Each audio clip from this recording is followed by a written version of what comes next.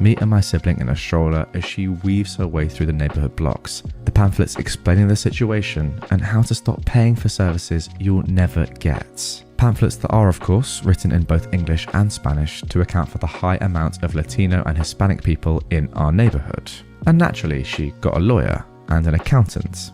It put a major dent in her pocket, but if it meant the entire neighborhood wasn't exploited for money each month, it was worth every penny. Another HOA member helped her sift through the documents and data and pass out pamphlets and encourage people to show up to the meetings, but had to back out because of work-related reasons. My mum rolled up to the courthouse, flanked by the lawyer and accountant, her kids safe at home with her husband, and had more than enough evidence to get the Homeowners Association the frick out of her neighborhood, expose the fraudsters for the frauds they were, and make sure that no HOA would ever push their luck in our neighborhood.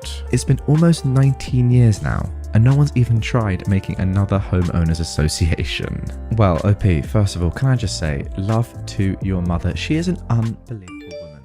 Guys, if you're watching on YouTube and you can comment down below, get in the comments and just put love to your mother. That's all I want to see down there, because it's all I believe in. I mean, seriously, what a woman, off her own back for zero pay, and ultimately she lost money here, quite a lot of money it sounds like. She is just getting rid of people that are exploiting others for no personal gain of her own, other than just helping out other people that don't even realise they need the help.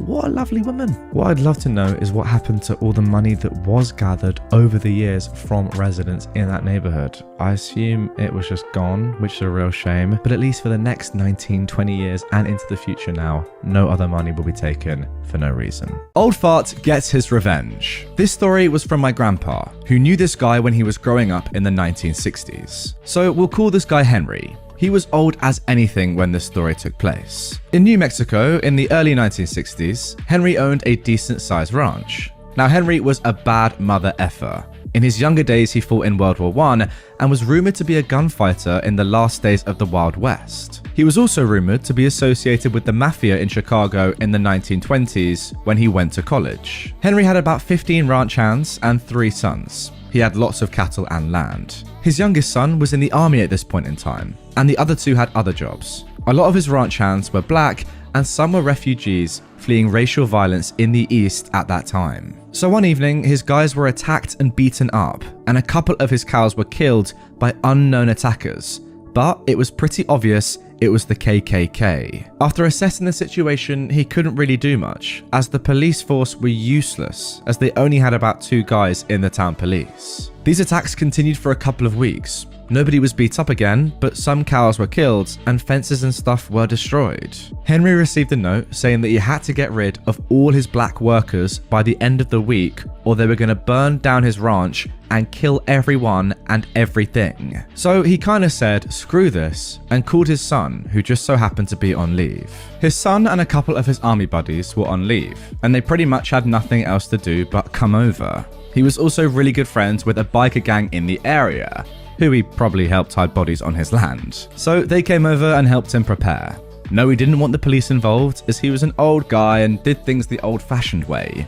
So he sent a couple of ranch hands over to town to get drunk and distract the police, and he'd bail them out in the morning. Basically, it was 2 underpaid cops trying to contain the drunken madness in a bar in a small town in the middle of the NM deserts. So one night, the clan pulled up ready to trash the place. The remaining ranch hands were having a bonfire and seemed completely oblivious to their impending doom. They were strapped though. Henry had his son and his buddies and the bikers hidden in the barns and sheds ready to attack.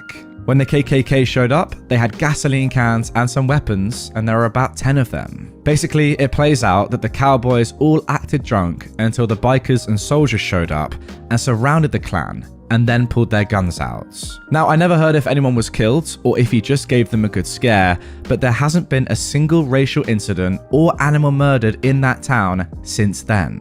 Also, Henry died a couple of years later. From cancer probably, because he smoked and dipped for like 60 years because it was healthy back then. Anyway, Grandpa was cool and knew a lot of badasses like Henry. And there we go. Nobody likes the Clan, do they? I mean, if you do and you're a fan of the Clan, let me know in the comments down below because I'll block you forever.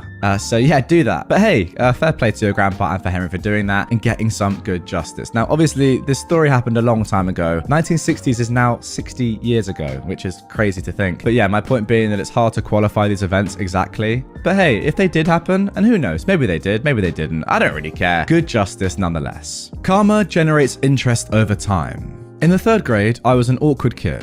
I had a mean, drunk father, I struggled to fit in and make friends, I was bullied and shunned by other kids. One of my classmates, let's call him Derek, who regularly partook in bullying me, showed me kindness one day. Being deprived of kindness or attention so regularly, I was putty in his hands. He hung out with me during recess when I was usually alone. We laughed and talked about girls we like. He even apologized for being a butthole to me. The reason he was nice to me was because I had bought a very popular, expensive Batman action figure to school with me to pass the time, since I was alone mostly. I saved allowance and mowed lawns for 2 months to buy that toy.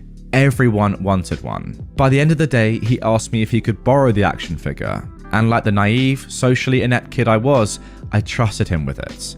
The deal was to return it the following morning. I went home so happy, completely fooled, I never suspected a thing.